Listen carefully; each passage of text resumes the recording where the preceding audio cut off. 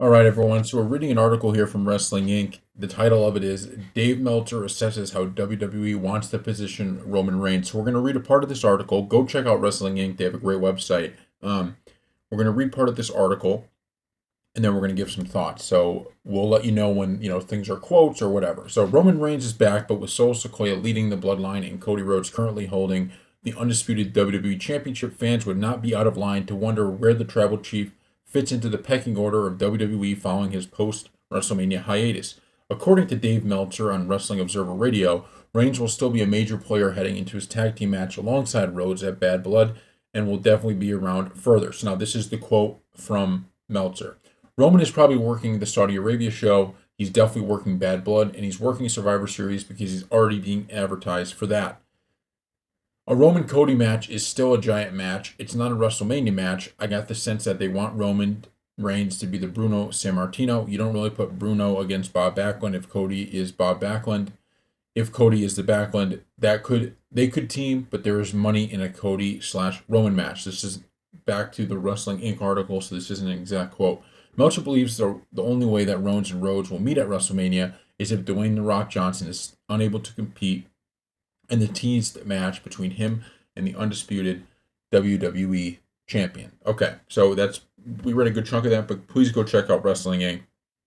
It's a great website. We learn a lot from their website. So this is interesting what Dave Meltzer is saying. Now, we don't have any knowledge of anything here. This is just all claims by him, but we did do a report from a separate source, from a separate website, that was saying, no. Cody versus Roman is happening at this WrestleMania, and the next WrestleMania is going to be Rock versus Roman. So Dave Meltzer is saying the exact opposite of that here, right? He is saying here that the only way that that's going to happen is if The Rock can't compete.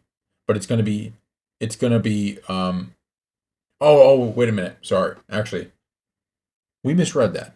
What he's saying is the only ways Roman and Cody meet is if Dwayne can't compete, but that it's going to be Cody Rhodes versus Dwayne. So actually, this lines up perfectly with what we're saying. Okay, Cody Rhodes and Roman Reigns are not going to be competing at this WrestleMania because it's going to be Cody Rhodes and The Rock. So sorry, we misread that on the first time around. So what that sets up here is basically what we've been saying, right? Which is Roman Reigns and Cody Rhodes. They're going to build this thing out. It's going to lead to Rock and Cody at WrestleMania. And then Roman is going to find himself in the feud with The Rock going forward. Now, I don't know how they're going to tell this story. I got to be honest. This feels like there's a lot of moving parts for WWE to deal with. And this is not going to be an easy story to tell, because this is what they need to tell. They need to tell two separate stories. They need to tell Roman versus the Bloodline.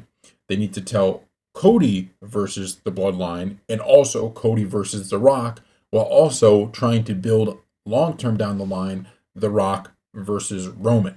So how they make all that work is going to be super interesting. I don't know how they're going to make it work in any way, shape, or form.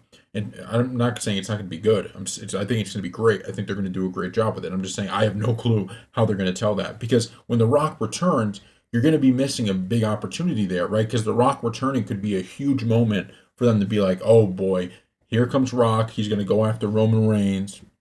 He's going to go after him finally. And that could be a big, big moment. But they can't do that if they're trying to set up Rock and Cody first. So that's the kind of stuff that's going to be tough to tie in. And I think they're going to do it. Every step of the way here, WWE has been able to do things because I think they're listening to the audience, right? Like even the WrestleMania Excel documentary, it showed that. It's like they were heading down a path that would have led to great disappointment, and I think a lot of people upset with the company. Instead, they listened, they started going down a path, they were able to swerve into the best possible situation, which created the momentum we're seeing now. And I think that's the key here for WWE, is keep your ear to the fan base. It doesn't mean everything the fans say you have to do, but if they want a certain match, find a way to give them what they want, right? If they're interested in a certain wrestler, give them that wrestler. Show them new things while also making sure you stick to what they want to see. And it is a tough thing, but it can happen. So I'm excited for it. We'll see how they tie this story together, but it's going to be super interesting. And I kind of like this. I can't predict, some of these things you could eat, like the Rhea Ripley, that whole situation.